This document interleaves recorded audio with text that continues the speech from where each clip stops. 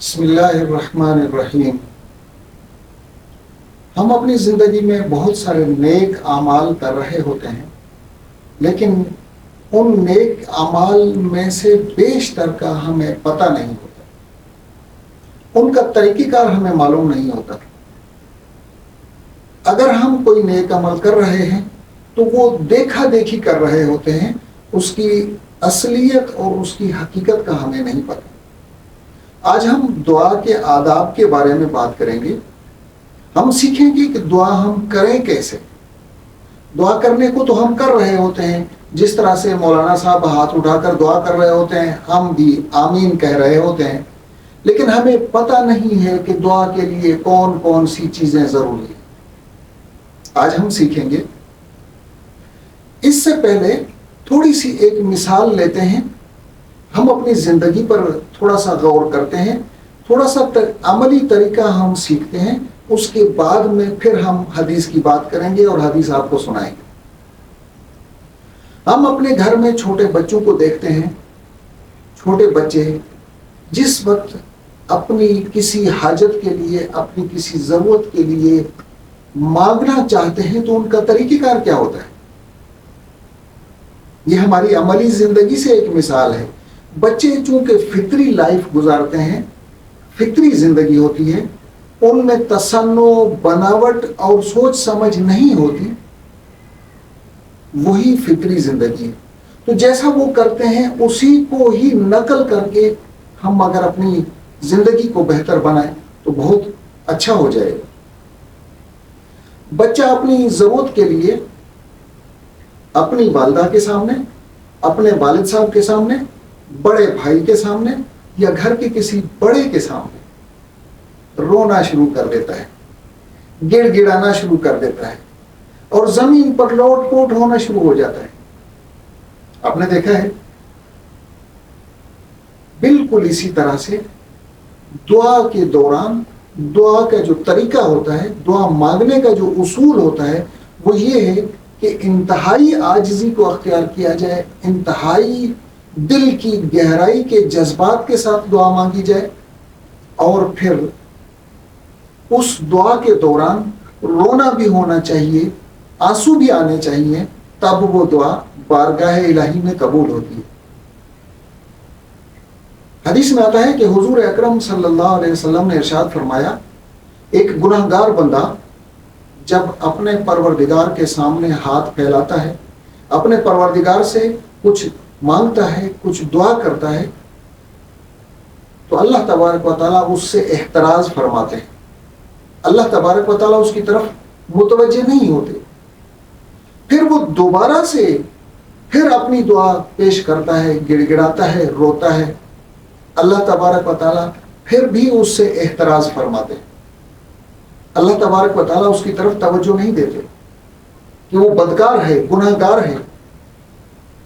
جب تیسری دفعہ پھر وہ شخص روتے ہوئے، گڑ گڑاتے ہوئے، آنسو بہاتے ہوئے اپنی عجز، انکساری اور اپنے دل کے گہرے جذبات کو لے کر پھر دعا کرتا ہے، تو اللہ تبارک و تعالیٰ کی ذات انتہائی رحیم اور کریم ہے۔ اللہ تبارک و تعالیٰ فرشتوں سے فرماتا ہے کہ مجھے اس بندے کی گڑ گڑاہٹ دیکھ کر مجھے شرم آتی ہے کہ میں اس کی دعا کو رد کر دوں۔ اللہ تبارک و تعالیٰ اس چیز کو محسوس کرتا ہے کہ مالک تو میں ہوں، خالق تو میں ہوں، یہ بندہ گڑ گڑاتا ہے میرے سامنے، گناہ کر لیا، گناہ ہو گیا، توبہ تائب ہوتا ہے بھی میرے سامنے، مانگتا ہے بھی مجھ سے، استغفار کرتا ہے بھی میرے سامنے۔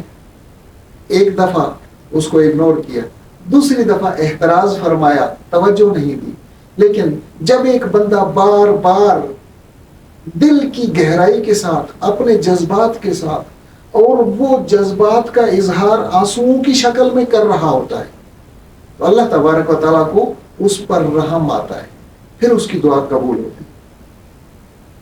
ترمذی شریف کی ایک حدیث ہے، حضرت عبداللہ ابن عباس رضی اللہ تعالیٰ عنہ روایت فرماتے ہیں، دعا کا طریقہ بتاتے ہیں کہ آپ صلی اللہ علیہ وسلم نے فرمایا، کہ ہاتھ اٹھا کر دعا کیا کرو. یہ جو ہم دعا کر رہے ہوتے ہیں یہ اصل میں ایک حدیث ہے، اس حدیث کو ہم فالو کر رہے ہیں، اس حدیث کو ہم عملی جامہ پہنا رہے ہیں. ہاتھ اٹھا کر دعا کیا کرو. ہاتھوں کا رخ سامنے ہونا چاہیے، اپنے سامنے ہونا چاہیے ہاتھوں کا رخ. اور پھر جس وقت دعا کر رہے ہو اس وقت دعا میں عاجزی ہونی چاہیے، توجہ ہونی چاہیے، انکساری ہونی چاہیے، دل کی گہرائی ہونی چاہیے، اور پھر رغبت ہونی چاہیے، توجہ ہونی چاہیے. جب یہ ساری جذباتی چیزیں رکھ کر اور پھر دعا کے قبولیت کا یقین بھی ہو، اور یہ بھی یقین ہو کہ جب میں پروردگار سے مانگ رہا ہوں تو پروردگار ہی مجھے دے گا، میں جس سے مانگ رہا ہوں وہ میری دعا کو ضرور قبول کرے گا، اور اگر میں اس سے نہ مانگوں تو پھر میں کہاں جاؤں، پھر میں کس کے پاس جاؤں. ایک دفعہ مسجد نبوی میں کچھ لوگ بیٹھے ہوئے تھے، میں حدیث ذکر کرتا ہوں، پہلے دعا کا طریقہ بتا دوں. پھر جب دعا مانگ چکے تو پھر ان ہاتھوں کو اپنے چہرے پر مل لیا کرو، اپنے چہرے پر پھیر لیا کرو. یہ حدیث کے الفاظ ہیں، حضرت عبداللہ ابن عباس رضی اللہ تعالیٰ عنہ سے روایت ہے. کچھ لوگ مسجد نبوی میں بیٹھے ہوئے تھے، ایک شخص آیا اور اس نے ہاتھ اٹھایا اور اس نے دعا کرنا شروع کر دی. اس دعا کے الفاظ جب حضور صلی اللہ علیہ وسلم نے سماعت فرمائے تو آپ صلی اللہ علیہ وسلم نے فرمایا کہ اس شخص کی دعا ضرور قبول ہوگی. وہ اللہ تعالیٰ سے جو مانگے گا اللہ تعالیٰ اس کو دے دے گا. اس شخص نے جو الفاظ استعمال کیے وہ بڑے عجیب و غریب قسم کے الفاظ.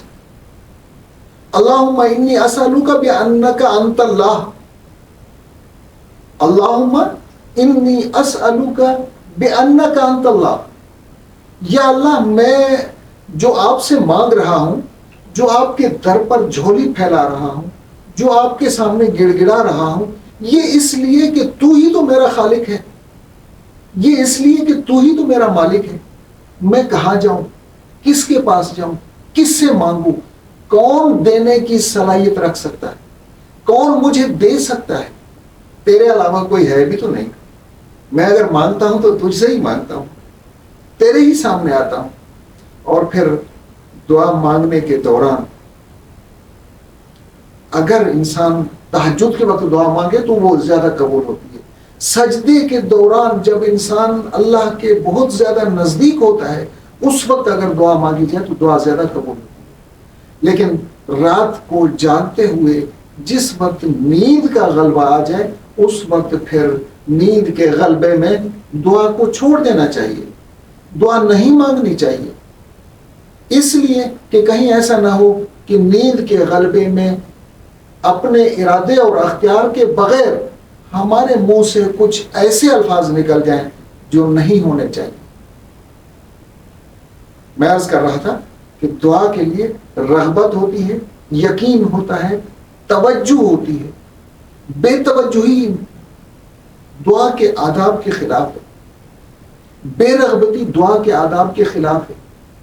عدم توجہی، عدم رغبتی سے یا عاجزی اور انکساری نہ ہونے سے پھر دعا قبول نہیں ہوتی. عاجزی بھی ہو، انکساری بھی ہو، یقین بھی ہو، توجہ بھی ہو، رغبت بھی ہو.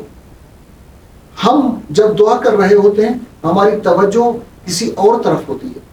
کبھی ہم گھر کے تصور لے کر بیٹھے ہوتے ہیں، کبھی اپنے کاروباری مصارف اور کبھی کاروباری مصروفیات کی طرف ہماری توجہ ہوتی ہے، کبھی ہم اپنے مسائل میں گھرے ہوئے ہوتے ہیں. وہ عجز اور انکساری، وہ توجہ اور رغبت جو ہونی چاہیے کہ میں خالق کائنات کے سامنے بیٹھا ہوں، خالق کائنات کے سامنے جھولی پھیلا رہا ہوں، خالق کائنات سے مانگ رہا ہوں، تب پھر یقین، عاجزی، انکساری اور پھر دل کی جب گہرائی ہوگی تو آنسو آئیں گے. آنسو ایسی چیز ہے کہ گہرے جذبات کے بغیر آنسو آتا نہیں. دعا اس طرف کر رہے ہوں، توجہ کسی اور طرف ہو، کسی دوسرے کے ساتھ بول بھی رہے ہوں، باتیں بھی کر رہے ہوں، اور پھر دعا اس انداز میں مانگی جائے جو سمجھ میں بھی نہ آتی ہو، دعا کے لیے ایسے الفاظ استعمال کر رہے ہوں جن الفاظ کا نہ معنی پتہ نہ مطلب پتہ، تو ہم مانگ کیا رہے ہیں؟ اللہ تبارک و تعالیٰ سے کہہ کیا رہے ہیں؟ کس طرح کی ہم دعا مانگ رہے ہیں؟ اس طرح کی دعا، اس طرح کی بے رغبتی، اس طرح کی عدم توجہی اللہ تبارک و تعالیٰ کو تو نہیں چاہیے۔ اللہ تبارک و تعالیٰ دل کے خلوص کو چاہتے ہیں، دل کی گہرائی کو اللہ تبارک و تعالیٰ چاہتے ہیں۔ جو چیز دل کی گہرائی کے ساتھ اور یقین کے ساتھ مانگیں گے تو اللہ تبارک و تعالیٰ ضرور قبول فرماتا ہے۔